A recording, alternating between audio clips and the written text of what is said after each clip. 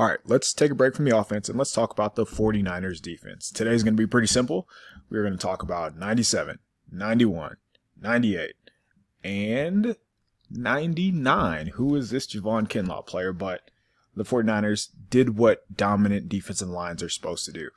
Backup left tackle, backup left guard, rookie center, and they ate those guys alive. So let's get into it.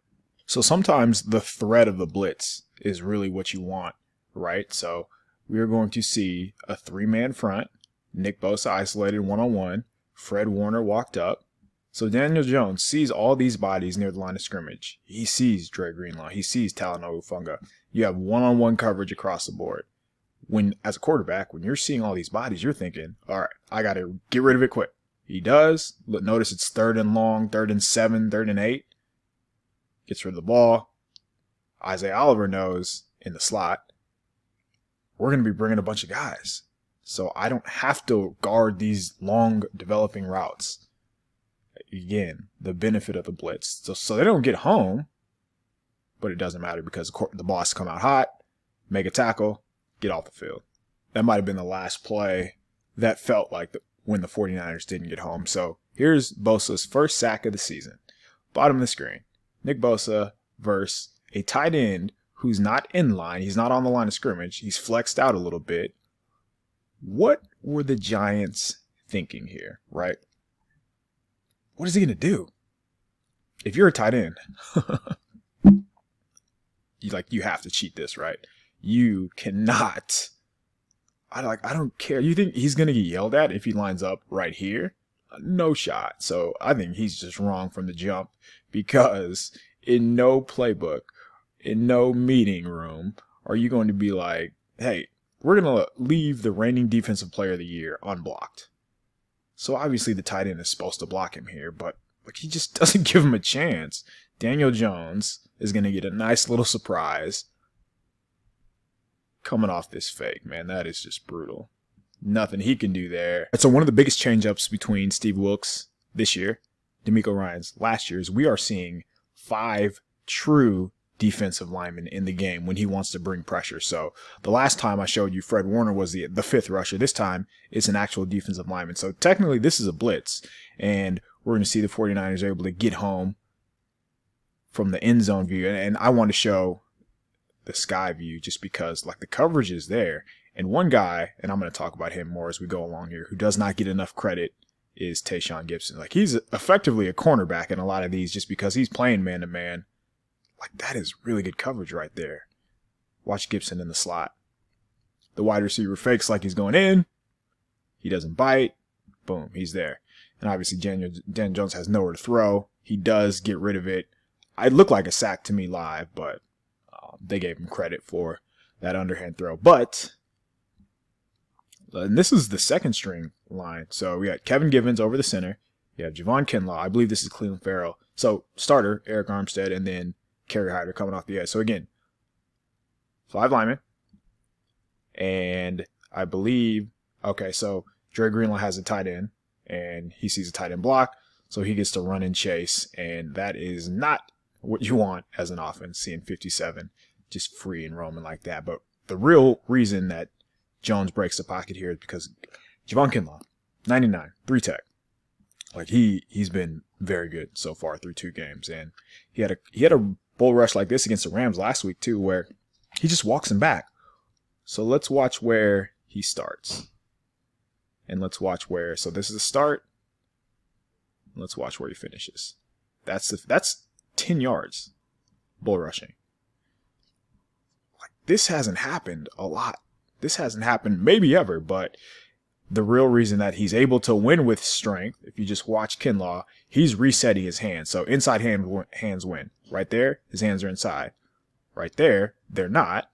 Right there, he resets again. So he's just fighting, resets his hands. That's a hell of a rep right there from Kinlaw. Doesn't get the sack, but obviously he forces Jones from the pocket. Just a dominant rep all around from a few players on the defense. All right, so again, this is great coaching from Steve Wilks. You have Darren Waller, who's their #1 target, and watch how Wilks plays defense against him. So they're man coverage across the board. He has him, Manned up, manned up. Talanoa Hufanga is deep. So they're just rushing forward and everybody else has man. But they're doubling Waller. So you got Tayshaun Gibson inside, Greenlaw on the outside. If you look at where Jones is looking before the ball is hiked, like he wants to go to 12, right? He wants to throw to his top target. It's 3rd and 2. It's 3rd and short. He's glancing over there. He sees he's bracketed, nowhere to go. So he has to eat it. By the time he gets to his second read, that is not an option against this defense. So, I mean, kudos to Wilkes by throwing a changeup, right? They've been man for the first few plays on these 3rd downs here, and then sure enough, that was more than Jones just wasn't able to react to that. And it helps when you have players who can get after the quarterback. So Javon Hargrave right here, he sacks Jones in 2.3 seconds. That guard just doesn't have a chance. Again, if you can get the quarterback off his first read and you're just in his lap, like it's going to be a long afternoon. But by far the best game of the season for Hargrave. He just ate this left guard's lunch all afternoon. But just a really good play by Wilkes, play call by Wilkes, good disguise. And Jones just wasn't ready, and that's how we get the sack. All right, another 3rd and short, and last year we were pretty accustomed to seeing D'Amico Ryan's blitz on these 3rd downs. Wilkes is even more aggressive than D'Amico, so by the time, and it's man coverage across the board, you see Talanoa Hufanga as a single high safety. They're going to bring 5 because Fred Warner's a great blitzer.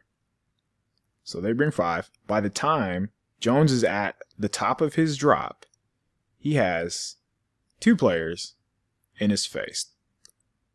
What are you supposed to do? And the right guard is actually, I believe, one of the more experienced players for the Giants, at least in this game. So you see Diamlo and Lenore in the slot. It's really good coverage, right? So they're able to force an incompletion, but it's because of these guys up front. So it doesn't seem like they run any games. They're just, hey, mano y mano, right? No, there is a little twist right there. I was wrong. So Bosa wins to the inside. Let's just watch Bosa for now. He wins to the inside, crosses the left tackle's face. Just that's not right, man. Instantly wins. So let's watch Arik Armstead right here. He has been fantastic. Just a little side swipe, not even a double swipe, just wins once. So 2 guys in his face. And honestly, nobody blocks Warner. So the twist works because he crosses the guard's face, and that is enough to occupy the center. So again, excellent rep right here from Hargrave. So even if these 2 aren't able to get home, Warner has a free run. But so we got 3 people winning, good coverage, and that's how you get off the field. Once again, their execution is just as good as it gets. I think the intent of the defense is near flawless in a lot of these reps. And one of the knocks on Hargrave was like he's not a good run defender, and I haven't really seen that shown up yet. So this is the very next play, right? You'd think he'd be tired. He just ran that little stun and was occupied by 2 blockers, but does a good job, and that is a tackle for loss. So far so good. Hargrave's more than holding his own as a run defender through 3 games. The very next play, Javon Hargrave, once again, like they are wearing this left guard out. Just no shot. This is why you pay him the big bucks. And it's a backup, but the best players embarrass backups. Like that's what separates, in my mind, that's what separates the greats from the very goods, the greats from the averages. Like if you put a backup like this on them, like they are going to win. They're almost guaranteed to win. And Hargrave did a lot of that on Thursday night. All right, well, if it feels like a Javon Hargrave mixtape, he won a lot. Blame him, not me. So, 3rd down. Again, 3 guys in Daniel Jones's face. Probably could have called a hold. If not, it was just a great acting job by Drake Jackson off to our left here. But we are watching, who else? 98. This time, over the center. Watch this move. Like he is so quick that he can just jab to the left, and he's by you. That is tough. Where the running back is going, I don't know, because they have, well, I mean, Nick Bosa's on this side, so I understand that, I guess. But with the way 98 was playing, I would not leave him alone. But was that a hold? Let's see. Let's watch Drake Jackson here. Nah, you won't call that. But yeah, 98 just, this is why you give him the contract the 49ers did, just because he put on a hell of a performance. Let's watch it one more time, just because it's like 300 pounders moving like this is pretty insane to me. Just the ground that he's able to cover, how quick he is. The center is on the ground because he can't keep up with 1, 2, 3. He's already by him off 2, 3.5 steps, and now he's on the ground. Oh, 98's a good one. So there were 3 separate plays in this game where 97 and 91 played a little meet me at the quarterback. So this is after a touchdown. This is after the score. So obviously you have to get a stop here. And sure enough, that happened. I wonder how mad he is that sacks don't count.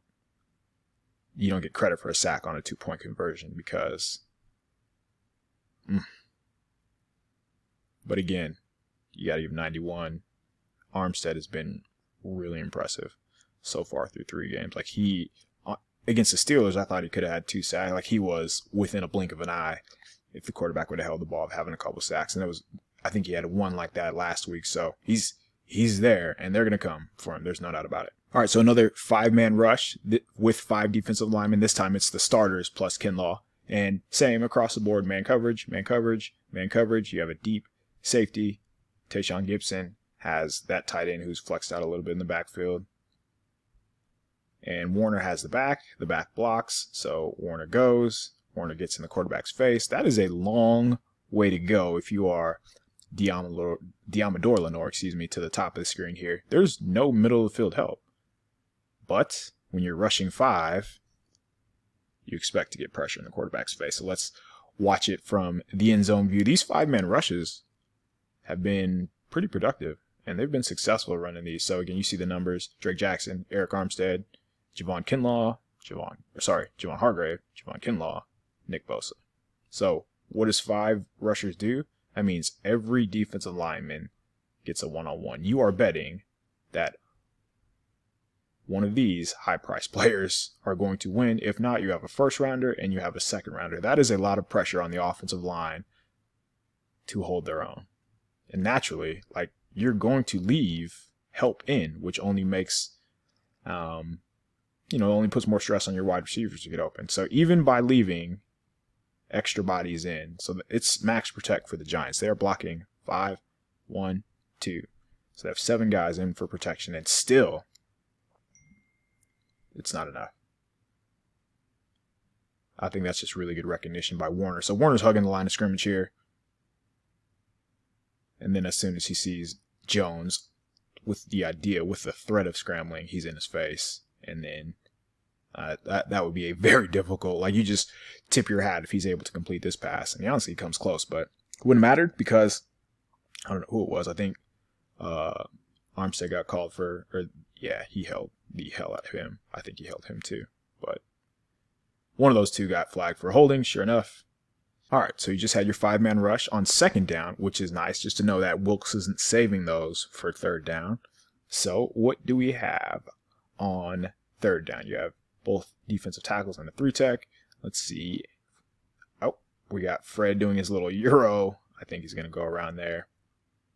But they're going to run a slot fade. And these are the routes that the 49ers must defend if they are going to continue to be one of the top defenses. So you got Isaiah Oliver in the slot with Darren Waller. And I think just seeing him being able to run with Waller is promising, right? Like, he's not trailing. That looks easy for him. So if Oliver is going to be able to be a consistent coverage player, because again, like, Tayshaun Gibson in my mind has been very good for them. That was the case last year in man-to-man coverage, and that's so far so good this year. So if they're able to have these 2 be consistent coverage players, and Lenore's been fine, and we know Mooney Ward can play too. So it's going to be really tough for offenses. And again, the Giants don't have the best skill players in the world, but they all can run a little bit. So knowing that he was just contesting the throw in position to make a play on the pass is a big deal for Oliver. From the end zone view, again, you're going to bring 5. Why? Because each one of your best pass rushers, he is one of their best 5 best pass rushers, either him or Kinlaw. You're counting on them to win. And 91-1. And as long as one person wins, they're going to disrupt the throw. It's pretty much a 3-step drop, right? 1, 2, 3. Yep. By the time Daniel Jones gets to the top of his drop, he once again has somebody in his face. I was consistent all night, and that's why he was ever really defined a rhythm. Just a really impressive move. Armstead loves that little arm over. He's so big, I'm surprised people don't get under his pad level, but look, he tries to, but he must just be so adept to that. Nice move. Clear-cut win.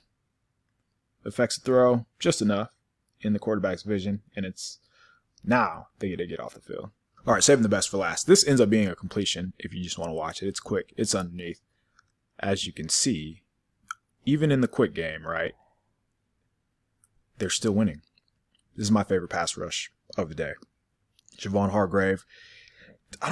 It's just like a Euro step. Look, he's setting him up like he's going to the right. Gives him another jab like he's going to the left. And he's just so quick that he's a full body. Like he's still moving this way. His body's still moving this way, but he's looking left. And he's just no match for Hargrave. So you just watch Hargrave. This is as clean of a victory, clean of a quarterback hit, within almost like a second. 1, 2. Ugh.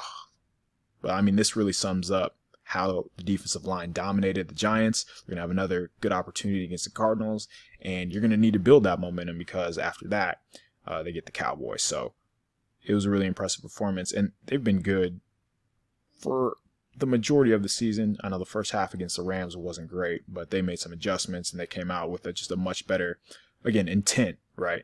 So I think the blitzes are helping them be more aggressive. But, I mean, the tackling is clean. They're not really giving up the big play. And they're still the 49ers that we're used to seeing. So, kudos to the defensive line for dominating and taking advantage of their opportunities. And keep it rolling against the Cardinals, right?